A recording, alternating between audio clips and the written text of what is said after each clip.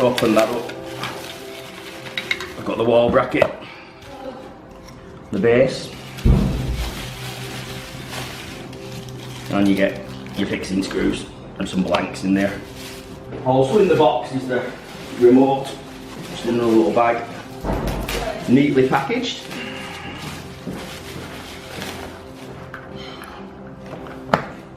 Just like that.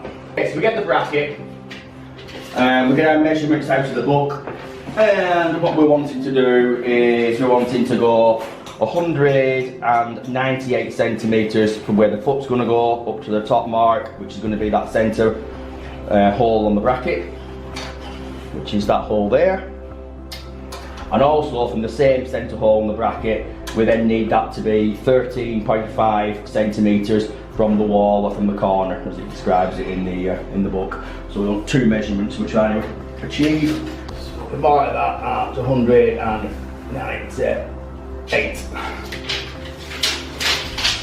And then the same mark, if we can mark that then at 13.5 centimetres, like that.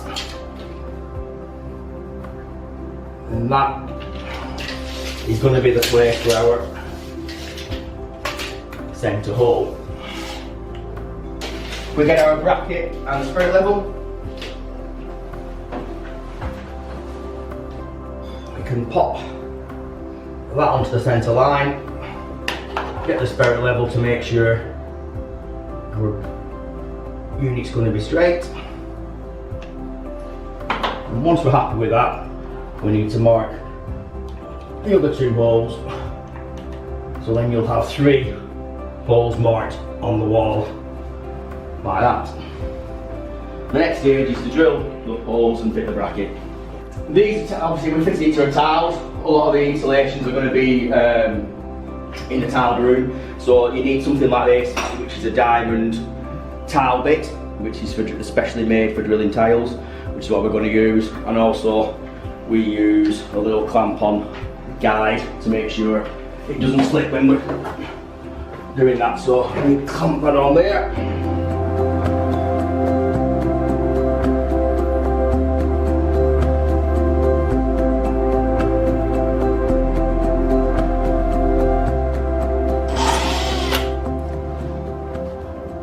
So one hole drilled, move the clamp to our next one.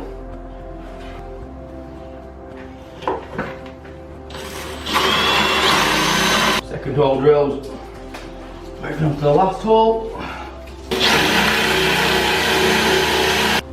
And our kit, we've got some red plugs, like that, which should fit in our 6mm hole.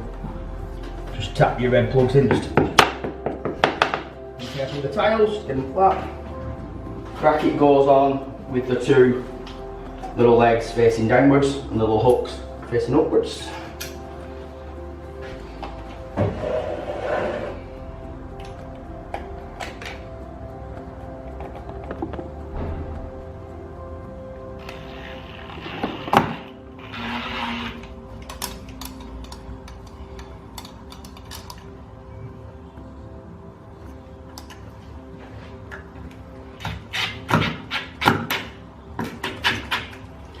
You just get all your screws to start, then once again you can use the spirit level to check before you finally tighten them up.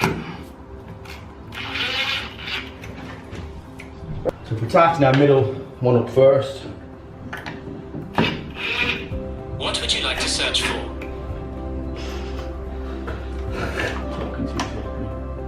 Just double check. It's level. You should be able to offer this onto the holes. The unit fits like that. And then we need our tubes.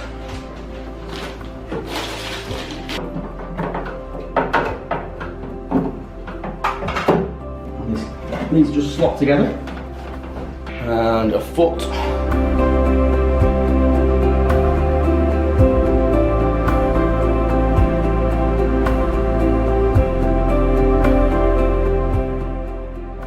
depending on the installation, you might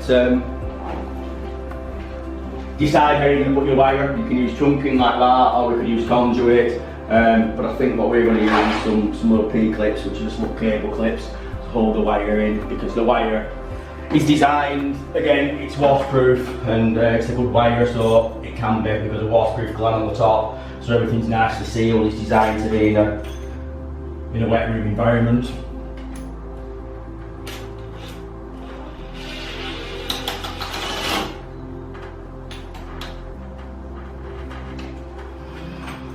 So before you put your pipes on, you want to make sure you connect the pipe for your remote button. Some neoprene pipe, and if we install it on one end like that, and the other end goes on that black nozzle there. So on here it's fitted to the wall. Looks like you've got the option of not fitting it to the wall and just having it loose somewhere, which all those are for. And if we're going to fit it to the wall, we take out those two little rubber grommets like that, and then that's our screw holes then. So we offer it up to the wall, and we mark the screw holes like that.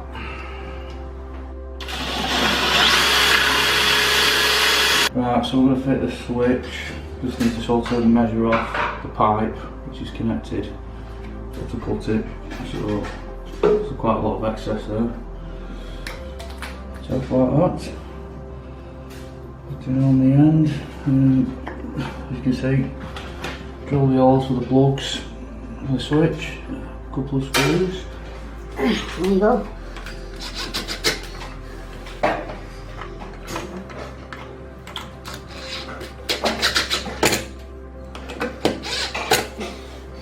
Cover for it.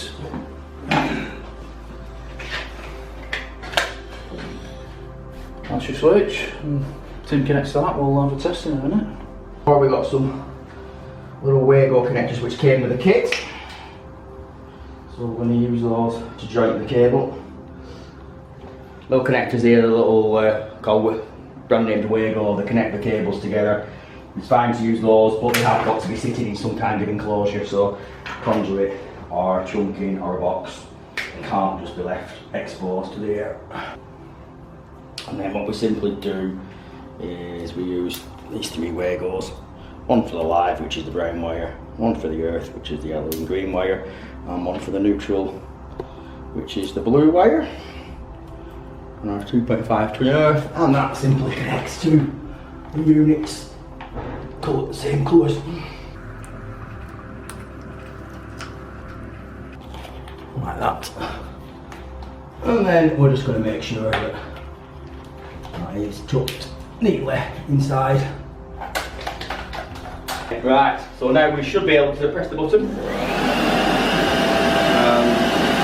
Feel the air.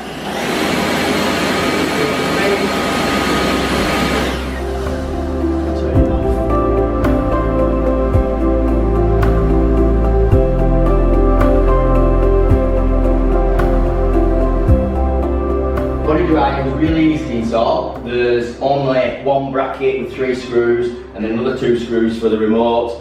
The electrical wire comes with its own connectors, so it's very, very easy to install.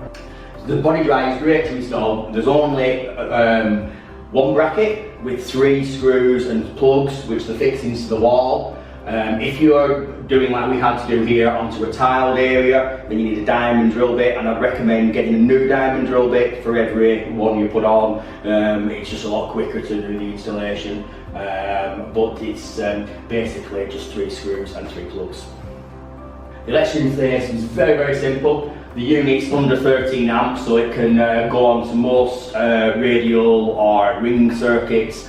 Doesn't need a new wire putting through if there's already some mains power within that area. It's very low powered. The connection's already made up with some little Wago clips which are just undo and clip in. Very, very simple to use, and can connect to, like I say, any circuit which is 13 amps or under. So the hardest part of installation, like any installation, is a bit of the planning, I think. You just got to sort of plan your installation right, make sure your height's right, make sure your distance from the corner is correct. Everything's in the manual for that, but it's quite important because then it will sit neatly into the corner. It's really not difficult, but it's just taking your time to measure things correctly, and then you won't have to do any cutting to the boxing section there, to the pipe section, because that'll sit nicely on the floor as long as all your measurements are correct.